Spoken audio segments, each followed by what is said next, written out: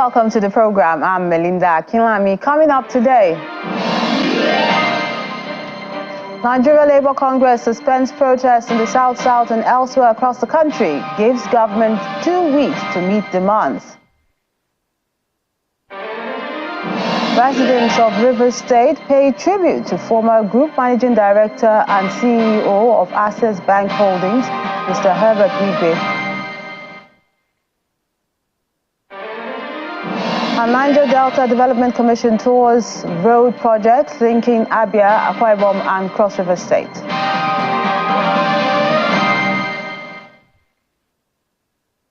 Following the suspension of what would have been a 2-day national warning protest, the Nigeria Labour Congress in Edo State has listed demands it says the federal government is required to meet within the next 2 weeks. If this fails, the union says it will resort to a total shutdown.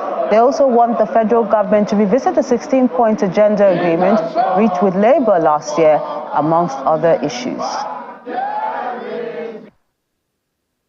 The hunger in the country, Mr. President Bola Ahmed Tinubu should, as a matter of urgency, address the issue of hunger in Nigeria to the barest minimum. Is that not why we are here? Yes. Is that not the decision of the House? Yes.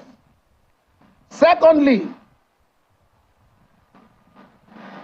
the hike in fuel. We beg the President of the nation to please bring it back to the former price and call all stakeholders for a round table talk and tell them the subsidy that is removing from fuel on non-Nigerians will benefit from it. No one worker can today say he wants to plan to build a plot that he has managed to buy for the past 5 or 6 years. Cement is now 15,000 a bag. Now we talk of other materials. We urge the federal government, as a matter of urgency, to visit the price of cement in Nigeria. To discuss more about the issues the NLC wants the federal government to address, and urgently too, we're being joined on the program by the Rivers State NLC chairman, Mr. Alex Angwo. A pleasure having you with us on the program. Thank you. It's a pleasure being here with you. Now, let's begin with this. Why did the Nigeria Labour Congress decide to shelve this, what was supposed to be a 2-day protest for now? Thank you very much. After the successful protest yesterday, we had an emergency NEC meeting by 4 p.m. And that NEC meeting, we examine the outcome of the protest, and we also look at the successes recorded, and it was 100% success. We were able to present our demands, our expectations to the various state governments, including the Federal Capital Territory. So the NEC look at this well. After fulfilling that mandate yesterday, that it will not be necessary going to the streets to protest today again. However, that we have to go back to our various secretariats at the state levels and national level to address our members based on issues directly affecting, according to the state councils, how it affects their welfare in the state. And also brief them also on the outcome of yesterday's NEC meeting. So I think that is the position. Okay, now they want the federal government to also revisit the 16-point agenda reached with Labour last year. Can you tell us more about that? Yeah, that was part of our decision yesterday NEC meeting, because we also examined the government efforts regards to the implementation of the 16-point agreement. We found that government have not implemented any part of those agreements. The only part they tried to do something is the wage award, which was part of the success we recorded in the midst of this protest. Our members were getting a lot. For those who have been paid in 2 months or less than that, but it's about 6 months since this wage award was agreed. From September up to now, if they paid 4 months out of 6, that is still partial implementation. I'm talking about full implementation. And you also agree with me that the refineries that will say that will take off by December, on the end of December 2023, the refineries are not still working up till now. And there's we have not gotten any full assurance that it's going to operation very soon. What we had was that there have been crude oil sent to Dangote refinery, the Port Harcourt refinery. But we also don't know the process. If the refinery is working, how soon it is to refine the product and to bring it out for distribution. So that is still pending. We also have issues of the CNG buses. You agree with me that up till now, those buses are nowhere to be found. So so many issues. The grains, for us, we also look at if this agreement has been implemented, that's simple agreement. The hunger, the starvation would have been there. Imagine the refinery is working and there was grain, there is a peace, the farmers can go to farm and plant and harvest their crops. I don't think there will be starvation and hunger in this country. I don't think there will be high cost of price of goods and services if the petrol, the PMS is selling at the lower prices than what it's selling now. So I think these are the issues we look at. After then, we agree that we are going to further extend the ultimatum by 7 days for the 16-point agreement, which is going to be by 13th of March. That by that 13th of March, if nothing happens, then we'll come back again and meet as a NEC to revisit what government has done, the gas support agreement. If they have met our expectation, then we can say that we're withdrawing or we're suspending the strike action. But if they have not, if they did not, if they're not satisfied with what they have done within this period, they are going to commence on an indefinite strike action. The Rivers Nigeria Labour Congress Chairman, Mr. Alex Angwo, a pleasure sharing your thoughts with us on the program. Thank you. To other stories now. The Edo State governorship candidate of the People's Democratic Party, Mr. Akwa Ibom, has received his certificate of return from the party leadership at an event which took place at the PDP National Secretariat in Abuja. Assisted by other party officials, the acting PDP National Chairman, Ambassador Umar Damagum, presented the certificate to the candidate. Mr. Ibom promised to reconcile all aggrieved persons to ensure that the party secures victory at the polls. Members of the People's Democratic Party family gathered at the party's national headquarters for the presentation of certificate of return to the party's governorship candidate for Edo State, Mr. Akwa Ibom. With the official recognized candidate for the September 22nd. The party's national chairman, Mr. Umar Damagum, is presiding over the ceremony and makes a case for the party's unity ahead of the exercise. There's no better time to reconcile yourselves, and I'm urging the candidate to go after your fellow contestants and make them see reason why you should come and work at a team so that Edo will be an easy ride for us. After contestation, sometimes people feel some hurt. I promise you that this is for all of us. We all together will be the governor of Edo State. I will take your advice, I will seek your advice. We will work together, we will solicit together, and we'll be working as one. The candidate then moved with his team to the Edo State Government House, where he presented a certificate to Governor Godwin Obaseki. I'll show this to you. And I thank you, sir, for creating an environment where hard work could thrive. The governor restates the call for unity ahead of the exercise. Wherever we find disagreements, I think it's our responsibility as leaders to ensure that we mend fences and we seal the cracks. So I'm in Abuja. I'm going to be talking to members of the National Working Committee, members of the National Executive Council to help us and work with us in ensuring that we reconcile the party. The candidate promises to reach out to all aggrieved persons. Work with every organ of the party at the national and at the state level to ensure that we all come together even more strongly as one. Because as one, it will be easier for us to win the election in September. If we're not one, it will be much more difficult. The candidate is confident that the people of Edo State would vote for him during the election proper on September 21, 2024. Meanwhile, the Deputy Governor of Edo State, Mr. Philip Shaibu, has visited the National Secretariat of the PDP in Abuja, demanding to be given a certificate of return. Mr. Shaibu insisted that he should be given the party certificate of return, having legitimately won the governorship primary held last week. Speaking at the party secretariat, the embattled Deputy Governor said, "Today is the day set aside for the collection of certificate of return for the winner of the primary. I understand someone came yesterday and was given. Well, the court will decide."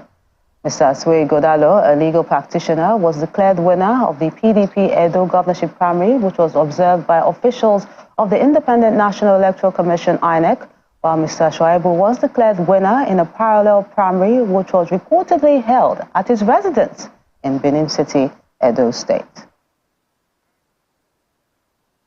Residents in Rivers State have continued to pay tributes to the Wigwes who died in a helicopter crash in the United States of America. Mr. Herbert Wigwe, an astute banker and educationist, his industrious wife, Chizoba, and their son, Chizi, died alongside the former group chairman of the Nigerian Exchange Group PLC, Mr. Abimbola Ogunbanjo, when the helicopter conveying them went down near the California-Nevada border. Yesterday, dignitaries, including the governor, gathered in Port Harcourt for a night of tribute in their honor.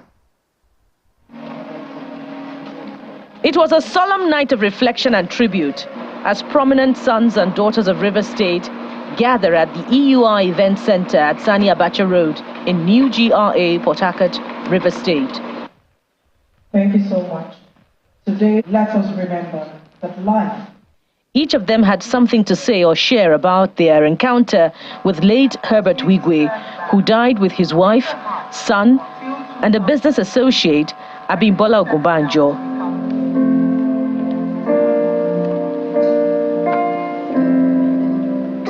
Dear friends, the consensus is that Mr. Wigwe will be remembered for his contributions to the development of the state and the banking sector. We are gathered here this evening in God's presence to honor a pillar and a potent force in this Port Harcourt City One Love movement. A group that owes its existence to the propagation of love, friendship, brotherhood, comradeship, sisterhood. All we do here is to support one another. For Governor Fubara, the late Herbert Wigwe lived an impactful life, and so he promised that his administration is determined to immortalize his achievements. I want to join every one of you, as much as it looks difficult. Let's have that faith that the only one that can comfort us in this kind of situation is God, and He's going to fill that gap for us.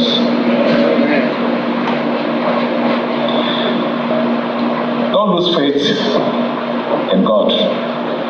We will, as a government, do everything within our power to immortalize some of the legacies of our dear brother.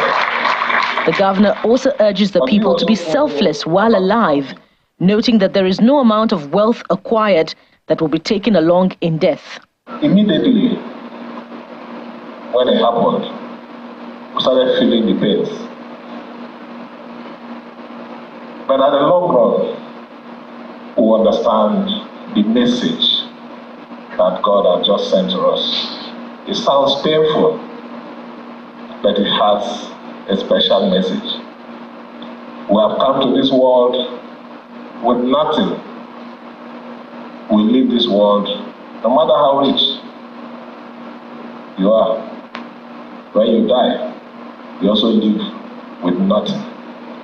The event offers encouragement to the Wigwe family to take comfort in the selfless commitment of their son to humanity and his contributions to national development. Welcome back.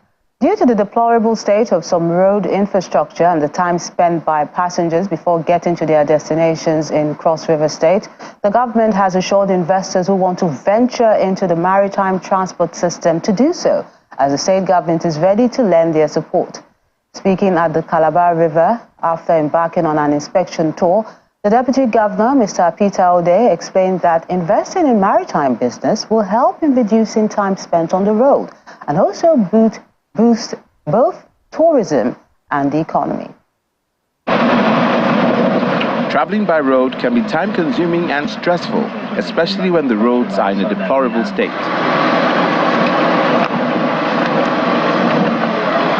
Calabar-Odupani Federal Highway, the only access road connecting the eastern part of the country with Cross River State, is an example of many roads in need of government intervention.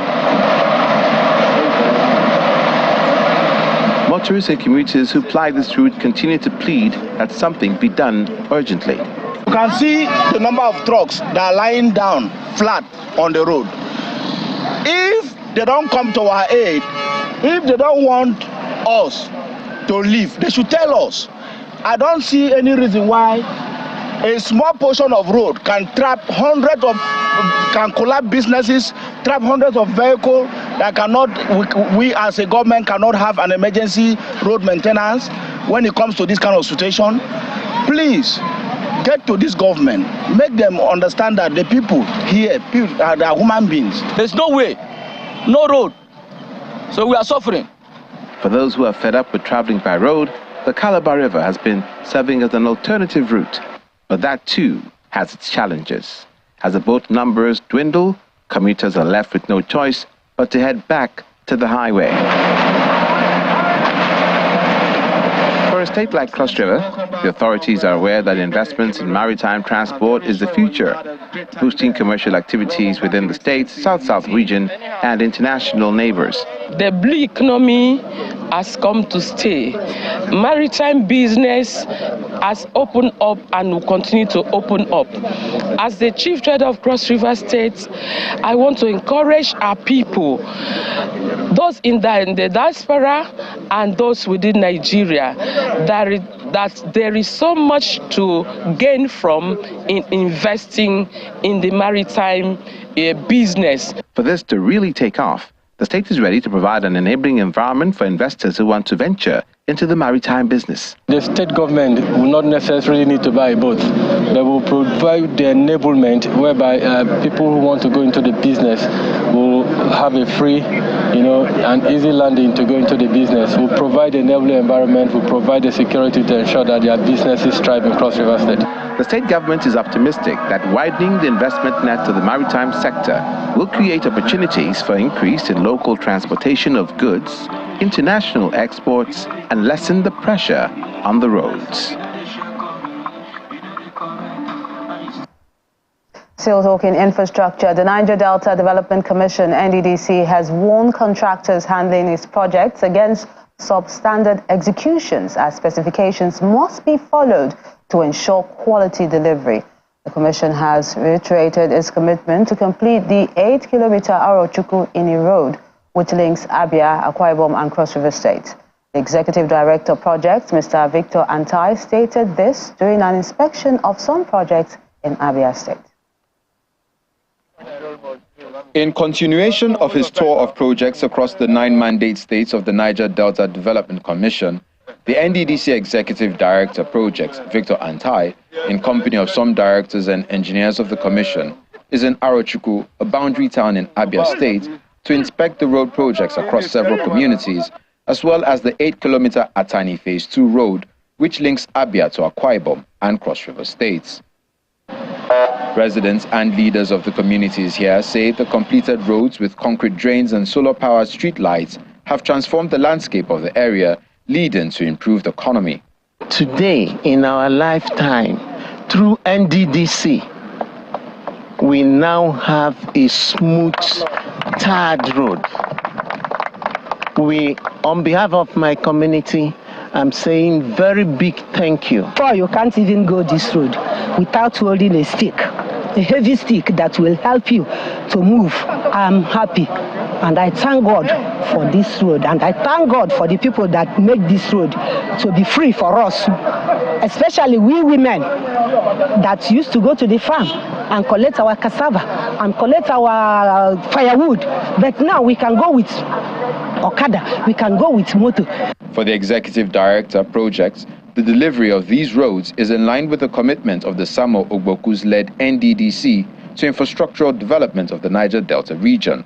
We are interested in projects, especially road projects, that would last up to 20 to 30 years. The inspection team then moves to the 8-kilometer Atani Phase 2 road, which links Arochukwu to Ini, local government area of Akwa Ibom State, and provides quick and easy access to Cross River State. Arochukwu has 2 states as its neighbors.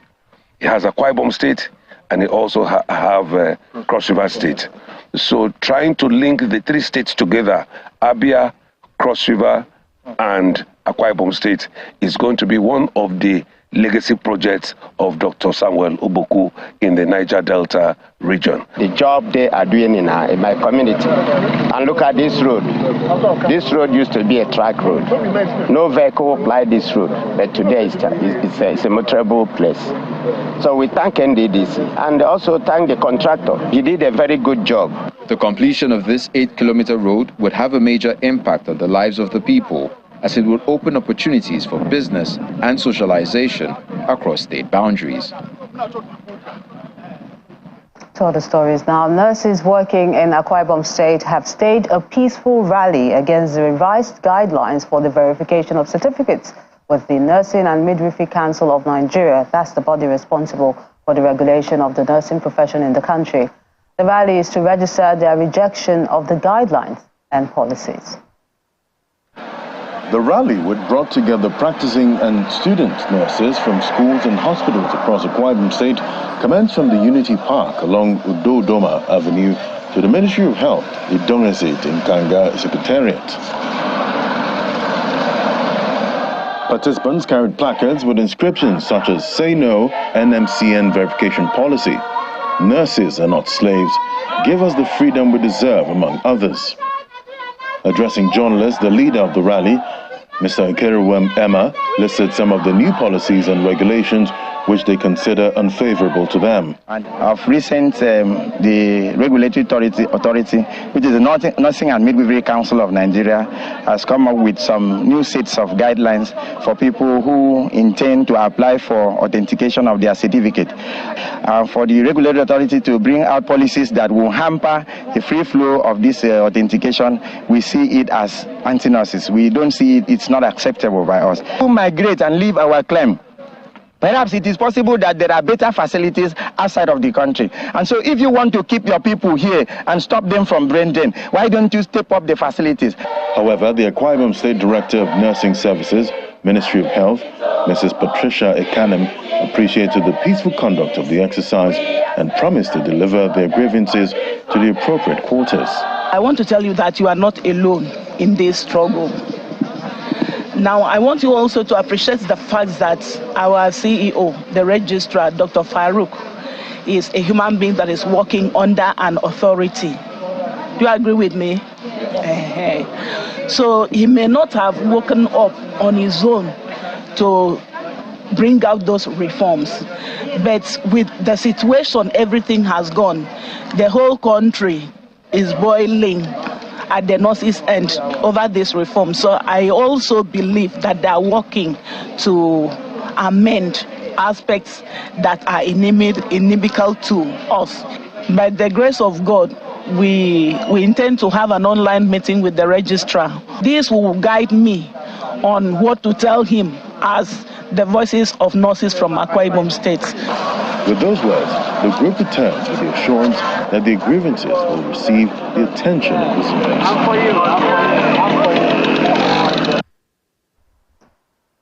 That's the program today. Thank you so much for watching. I'm Melinda Akinlami.